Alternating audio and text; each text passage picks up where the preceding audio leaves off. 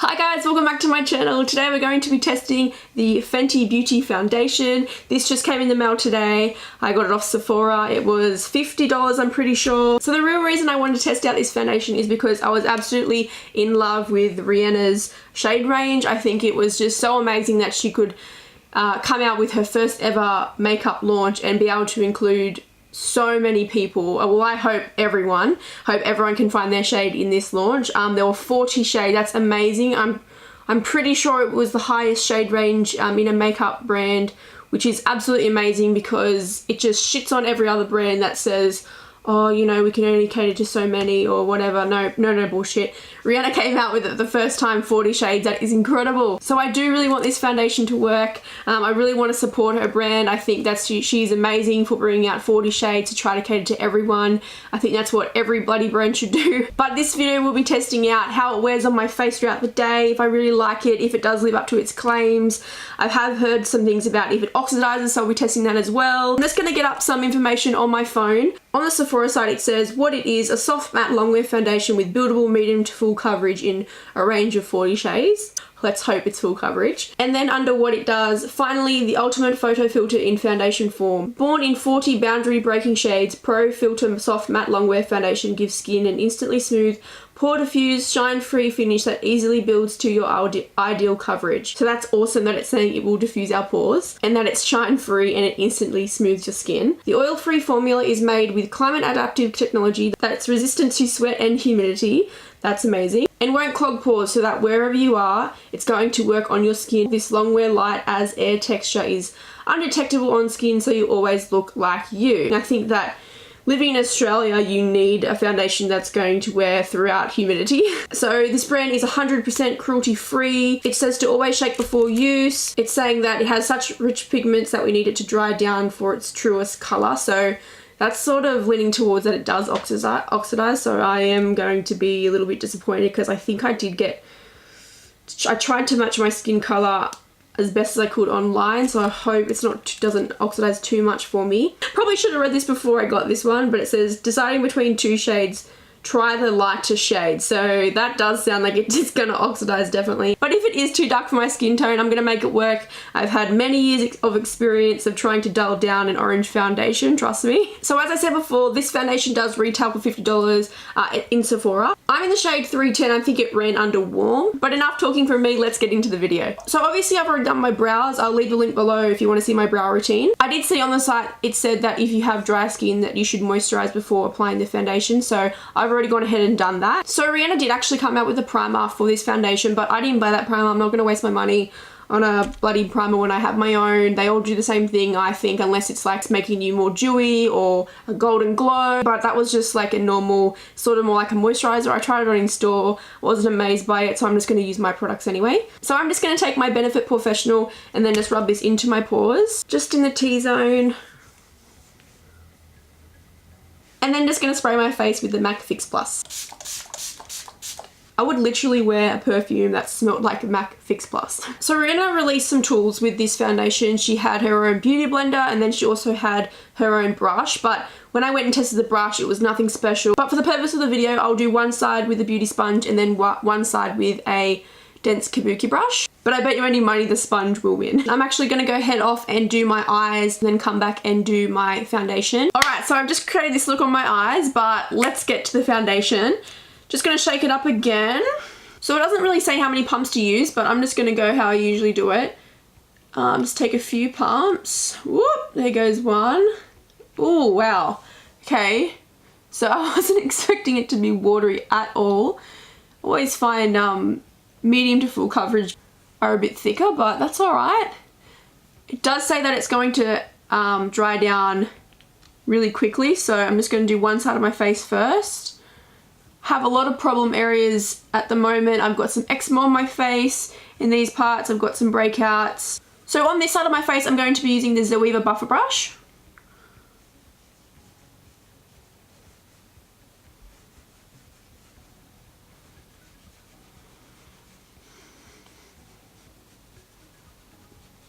The smell is different. Kind of reminds me of the MAC Studio Fix, but to be honest, the MAC Studio Fix smells a lot better. Whoa, that has already dried down. Ugh. So it's completely dry. I've never ever had a foundation dry down that quickly. So let's hope the Beauty Blender side can save us. Oh my god. Oh, what? Oh, I can't stand how fast it dried down, and it's dried out my skin. God, I'm just gonna say, this would be perfect if you were oily, but if you're dry skin like me, like normal to dry, this is drying down so fast, and it's really making me look so much more textured than usual. Alright, so let's try the Beauty Blended side. Definitely know I'm gonna have to be quick. Ah, quick, quick, quick, I'm scared, I'm scared. So, on a Real Techniques beauty sponge. Okay, already way prefer the sponge. I want to go over and do it all again with the sponge. I feel like it would have really helped.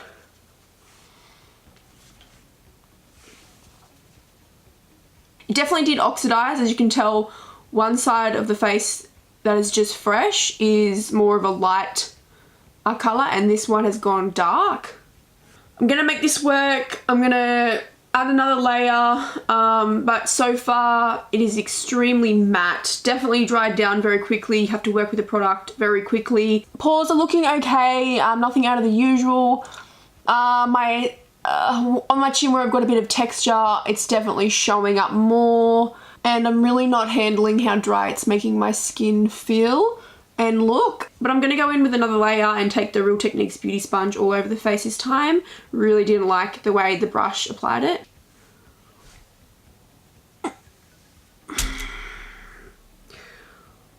Didn't go on my new pajama pants.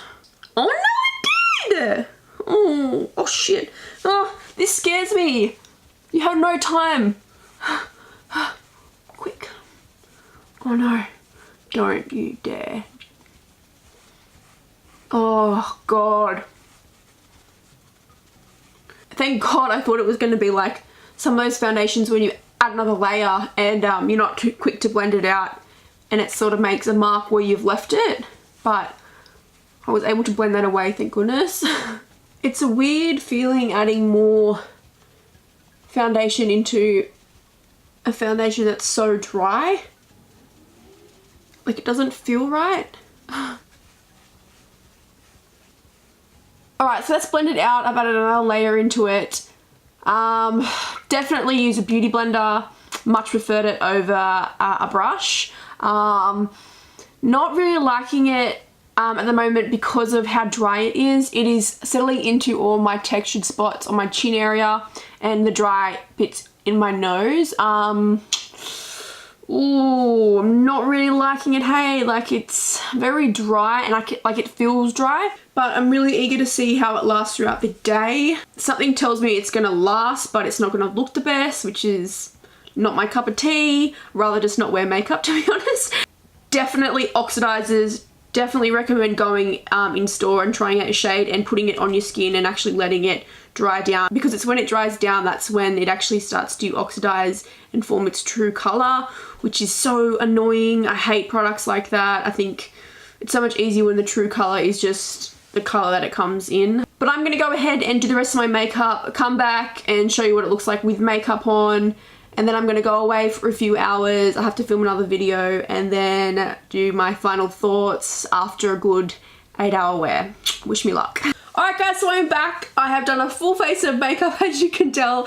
It took me a good hour and a half, but let's get to the foundation.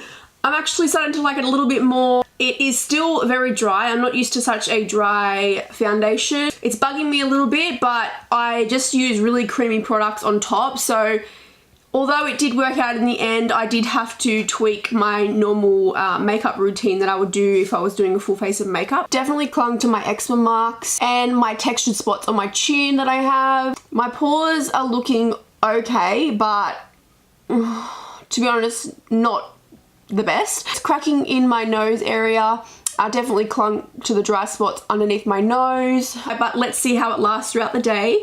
I'm really hoping it lives up to that claim. At the moment, not the best, but let's see how it lasts. Alright guys, so I'm back. It's been a massive day for me.